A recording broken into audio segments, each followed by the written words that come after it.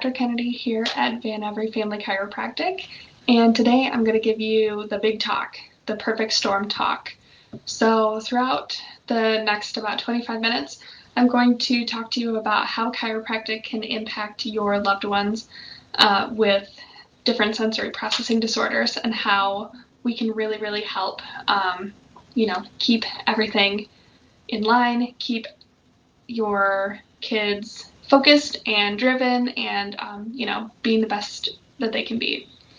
So why we do what we do. Kids are meant to be happy and healthy. Our work is about what we put in and add in, we're not taking anything away. We're adding more health and more life to your kids, no matter their diagnoses. And we want to do the same for our community as chiropractic does for the world. We have an entire practice full of amazing families that have seen the benefits firsthand in their children about how chiropractic can help. So, we know what happens to people who stay in the middle of the road. They get run over. So being complacent about health, being complacent about your child's care, especially if they have, one of those ABC diagnoses, is it's not an option. You'll get run over. So should we stay in the middle of the road? 95% of kids by the age of 3 have at least one ear infection. 1 in 10 kids has asthma. 1 in 12 kids has ADHD. 1 in 9 in boys, and 1 in 68 children have autism or some autism spectrum disorder, and that's 1 in 32 in boys, and those diagnoses are climbing fast. So the plan for tonight, you're going to gain better awareness to see what symptoms are happening, the cause of those symptoms. You're going to get answers about what to do, and we're going to give you action steps about where to go from here. So number 3, that's everything. That's why you're tuning in tonight. Whoever said knowledge is power forgot the most important part. You have to take action on that knowledge for it to become truly powerful. So all of us had 2 major rules growing up. Don't call kids names and don't do drugs. In our office, we don't focus on labels. We strive to strengthen what is right about your child. We don't put children in a box because of their specific diagnosis, ADD, ADHD, sensory processing disorder, Asperger's, ODD, OCD, ABCDFG. It matters that we can help them, and it matters that we can help them have a full and beautiful life in a pain-free and drug-free way. So what is the perfect storm? Well, the perfect storm is a combination of 3 T's that we'll talk about that cause subluxation. So chemical stress or toxins, physical stress or trauma, and emotional stress or thoughts. So thoughts, traumas, and toxins all contribute to this thing called subluxation. And we'll talk about what subluxation is in a moment, but first we're going to talk about the 3 T's. So the first T is physical stress or trauma. So this can happen right away from birth, or even before birth. A lot of babies have in utero constraint, which means they don't have enough room in the uterus or in the womb. And birth trauma is extremely common. If your baby had a forceps birth, if they were vacuumed out, if the cord was wrapped around their neck, if they were, a C-section, especially an emergency C-section baby, that is a huge physical trauma on that infant. And then kids, they fall all the time, trips and falls, learning to walk, falling on their butt, falling on their face, even prolonged car seat use or being in a baby Bjorn or a bouncy seat. All of those are examples of a lot of physical stress on a child. Next, we'll talk about chemical stress or toxins. So, we can look at the food that we eat. There's a lot of preservatives and pesticides in processed foods. The standard American diet is very grain-based and sugar-based. There's also a lot of dairy in those diets. And a lot of those can cause inflammation, especially when we're feeling under the weather. Also, there are environmental chemicals everywhere. Household cleaners, detergents, in the tap water that we drink and the air that we breathe, there are so many chemical irritants. Also, pharmaceuticals. If your child is taking any pharmaceuticals, those can have, there are side effects, warning labels for a reason. They can cause a lot of adverse effects in those kids.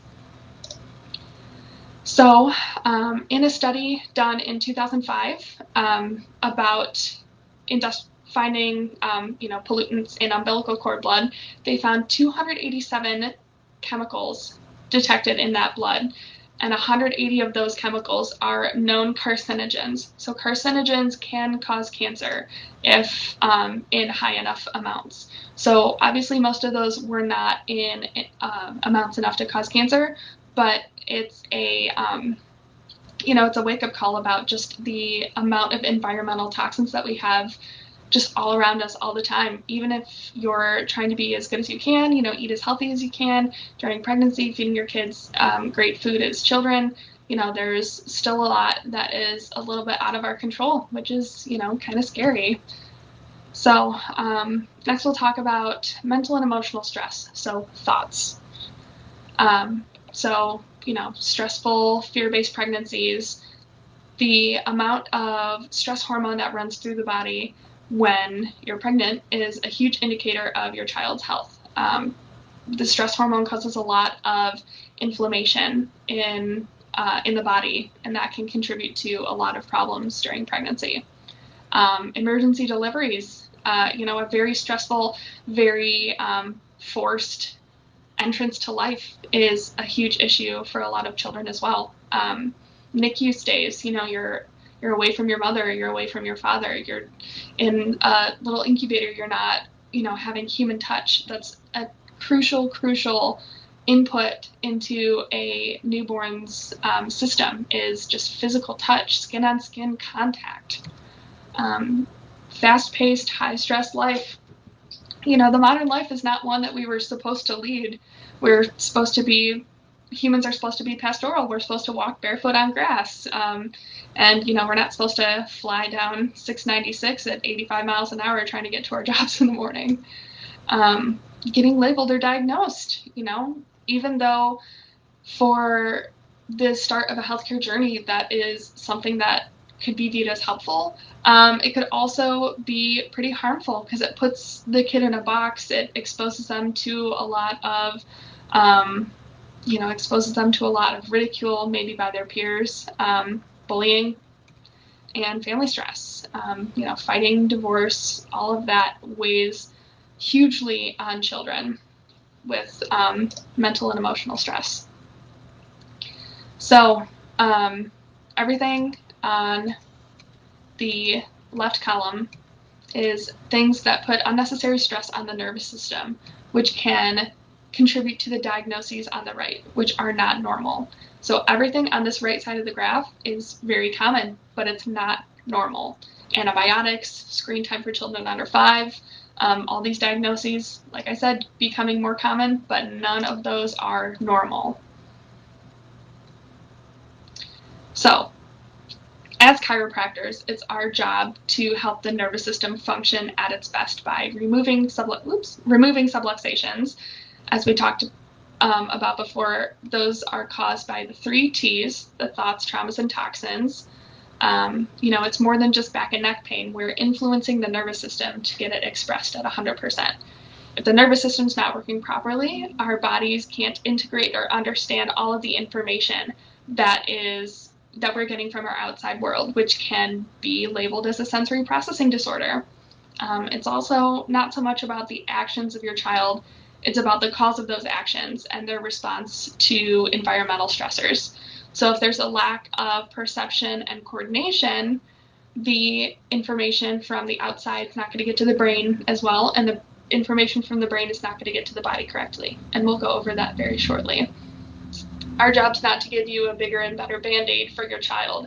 Our job is to enhance the innate ability of the nervous system to regulate the body and function at 100%.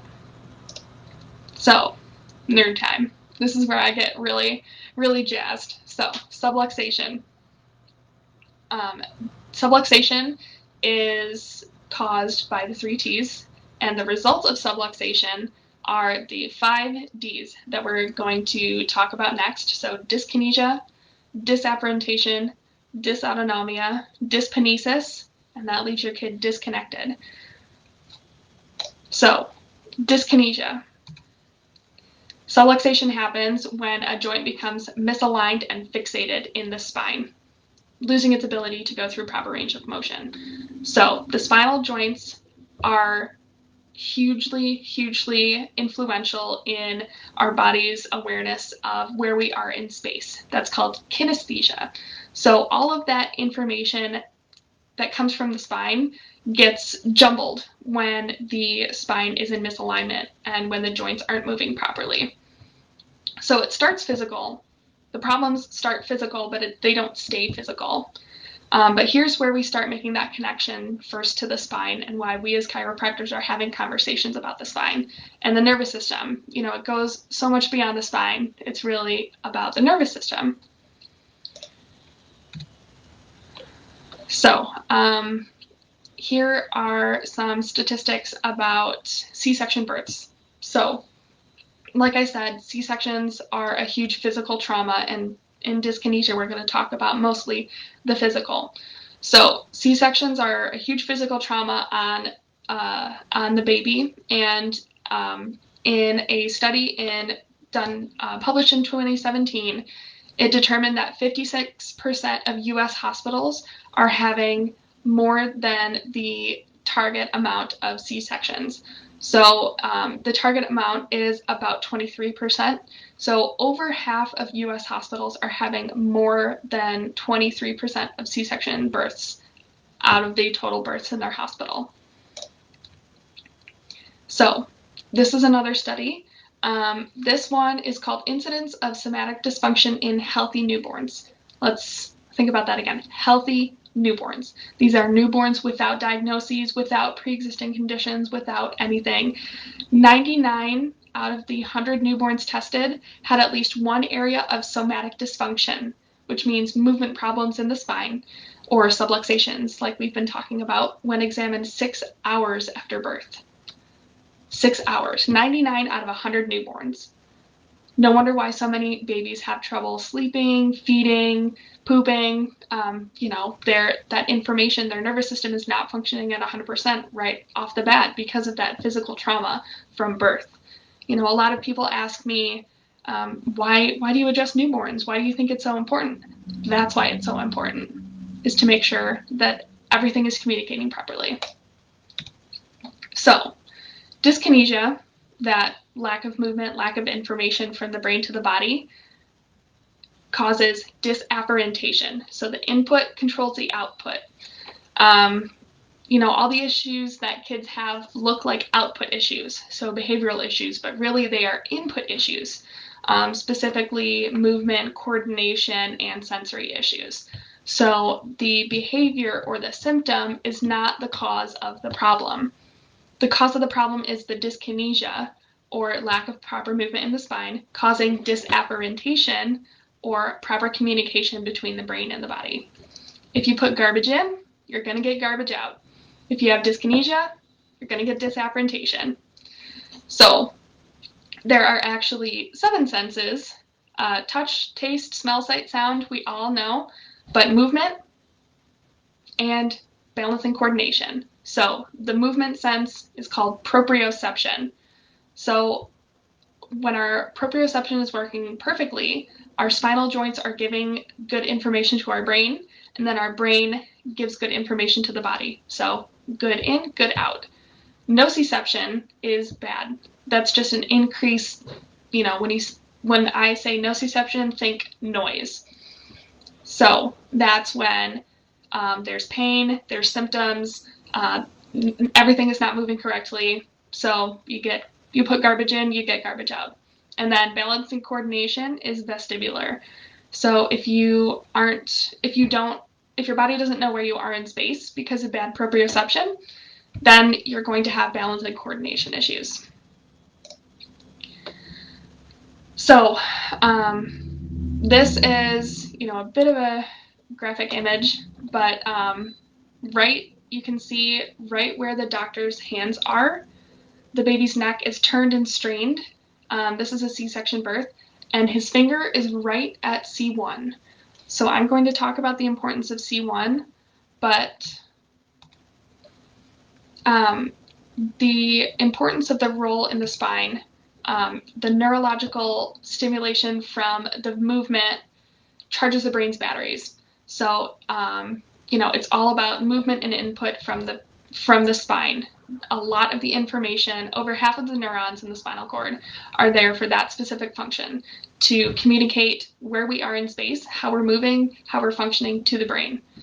60% of our body's proprioceptive input comes from the spine, and a third of it comes from the upper neck, specifically, C1, C2. So right where the doctor's fingers are, right where he's pulling, that is where 20% of our body's total proprioceptive input comes from. That's huge. So when there's a misalignment, there's a fixation, and then there's a stress stuck on output. So subluxation means stuck nervous system, not just stuck bones. Your body is stuck on the gas. You're in sympathetic overdrive. You might feel your fight or flight mechanism on. It's like having the engine of a Mustang but the brakes of a tricycle. Your body can't slow it down. Subluxation gnaws at the brakes and keeps us from getting into a natural rest and digest state, which is so important for healing and growth, especially in children.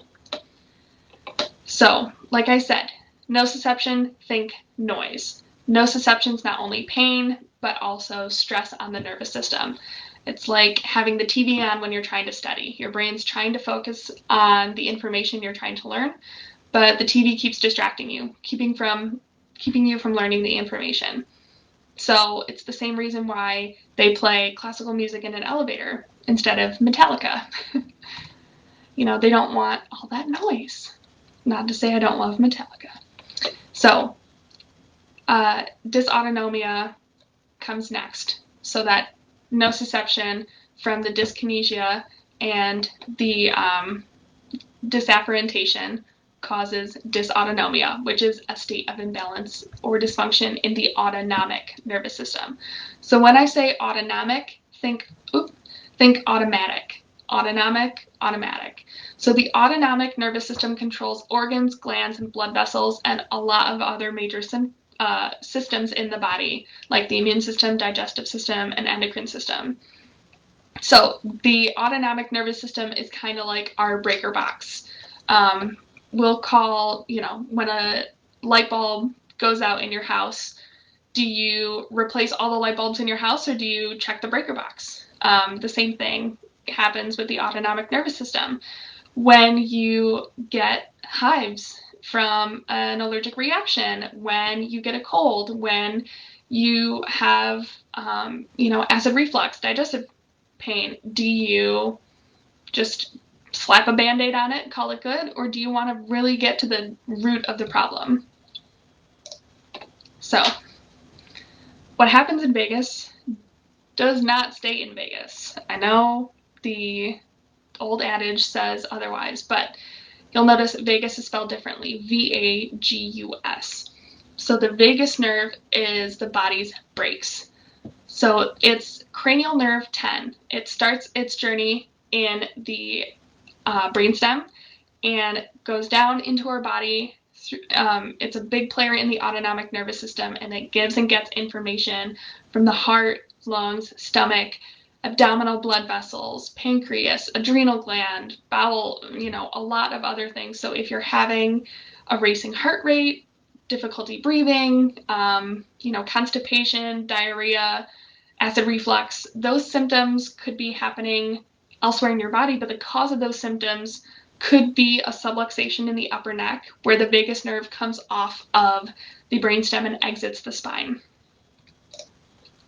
So it's involved in social, emotional recognition and expression, speech and communication, sensory regulation, calming, relaxing, slowing down respiration, slowing down heart rate, digestive motility and relaxation, immune boosting, and anti-inflammatory processes. Do all these sound familiar? So if all of those are not functioning properly, you're going to have poor sensory regulation. You're going to have bad speech and inability to communicate. And a lot of children with sensory processing disorders have this issue. It's hard to communicate what they're experiencing. What they're experiencing is hard to experience. And digestive issues and immune issues can follow closely. So the fourth D that we'll talk about is dyskinesis. So dyskinesis is a little bit confusing, but bear with me. So it's defined as a reversible physiological state consisting of unnoticed, misdirected neurophysical reactions to various agents. So environmental, physical, emotional, the 3 T's. So it's the body's inability to incorporate the 3 T's. And it also entails the repercussions of those reactions. So errors in energy output and organization. So this is where we're going to see the end effects of dyskinesia, leading to disapparentation, leading to dysautonomia, leading to dyskinesis. Like it says in the slide, this is reversible, just like the rest of the D words that we were talking about, but you need to fix the cause of the symptoms and not just the symptoms themselves. So dyskinesis shows up in energy-based challenges like ADD, ADHD, sensory processing disorders, autism spectrum disorders, and again, it's the end result or effect of the abnormal input that is happening in the body. And we have the ability to measure these outputs, which allows us to see exactly what's happening in the nervous system. Let's see what those look like. So in our office, we don't guess, we test. We do 4 tests with kids, that can sit still long enough for the tests, but we always do a baseline heart rate variability and thermal scan. So I'll talk about all 4 tests that we do and why they're important. So the first one is the static EMG or electromyogram. So think of EMG, energy from the muscles to the generator. So this measures how accurately the brain is receiving input from the muscles surrounding the spine. And this is the first sign of garbage in, garbage out. It shows us dyskinesia and disapparentation. The thermal scan is a temperature scan. It shows us how well or poorly everything is working behind the scenes, and it shows us dysautonomia. The posture scan shows us, it's a nice baseline, and we use it to, at various intervals throughout care to compare before and after, just to see how we're making changes physically. It shows us, postural imbalances and any compensation patterns that can be living in the body, and it shows us dyskinesis, so the end result of all of the rest. And heart rate variability takes the resting heart rate over 3 minutes and uses the space in between the heartbeats to determine how well adapted we are to our environment and how well adapted we are to change. So I'm going to talk about 2 different cases. The first I'll talk about is Gabriel. So he was 7 years old. He had trouble in school, emotional mood swings, trouble listening. He's constantly moving around. He was diagnosed with ADHD. So these are his initial scans on this side. So look at the scans right here. His nervous system is in complete overload, could not integrate any of his experiences, let alone any normal sensory information day to day. Now look at the scans on the right. This is after 9 visits. So that's 3 weeks of 3 times a week chiropractic adjustments. So the total energy input that we see for this is, our goal is 100. This is over 1,000. We got it down to 460, like I said, in just 9 visits. Absolutely incredible. So the second is Matt. He was diagnosed with high-functioning autism, severe ADHD, and a mood regulation disorder. He also has asthma and allergies, and his mom said that living with him was very hard. He was angry all the time. couldn't be left alone. And, Matt's family and Gabriel's families were sitting just where you were. They tried everything to help him, and nothing was working. So here are some notes from his teachers, and I know they're a bit hard to read. I'll just give you the Cliff's Notes. He had trouble focusing. He was non-compliant in class and was sent to detention. More trouble focusing, seemed to be in a daze. He needed a lot of reminders, hard time focusing again. He had his first adjustment this day after school. So this note is just after 3 adjustments, he was able to focus on his work. He was only given 1 reminder throughout the day to get his work completed. After 5 adjustments, he's able to focus, able to follow through with his participation in class. And after 2 weeks, so 6 adjustments, he independently worked on his schoolwork, did what was asked of him with no reminders. And his mom reports that he's more easygoing and fun-natured, he's laughing more, he's patient, he's focused, he's more conversational, and his anger levels are decreased. So with regular chiropractic care, we were able to correct the subluxations, getting his body and brain communicating correctly so that he was more able to handle everyday life, which is absolutely incredible. So your action steps for today is decrease the 3 T's, increase your child's ability to adapt, and find out if we can help. So the 3 T's part is on you. So decreasing the emotional stress in your child, decreasing their exposure to toxins, decreasing their physical trauma, and I know a lot of that is out of our hands, but just helping support them the best way that they can. Number 2 is our job. Increasing their ability to adapt is our job. So it's so important. So important to make sure that those that your kids, especially your kids with sensory processing disorders, have clear nervous systems functioning correctly, and they can adapt to their environment and interact with their environment in a healthy way. And find out if we can help. Call us. Give us a call. And just to sweeten the deal a little bit, this is our offer to you. So we're offering $100 off your initial exam for yourself and your immediate family. So this includes the initial exam, all the scans, and the report of findings. So in order to get better, you have to make moves. And I really hope to see all of you in our clinic soon. And thank you so much, and have a great rest of your night.